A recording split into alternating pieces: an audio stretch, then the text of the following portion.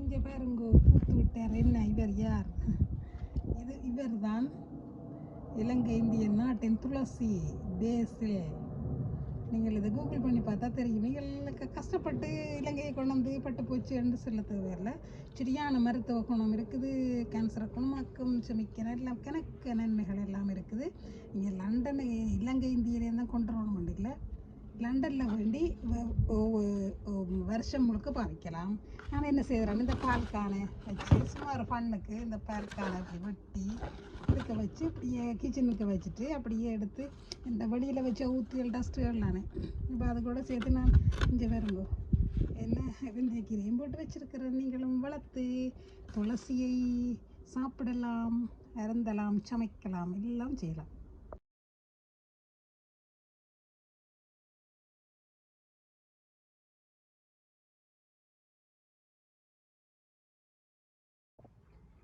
இது பாருங்கோ, இந்த தோட்டத்து கொஞ்சம் தான் வச்சேன்னா உருளைக்கிழங்கு.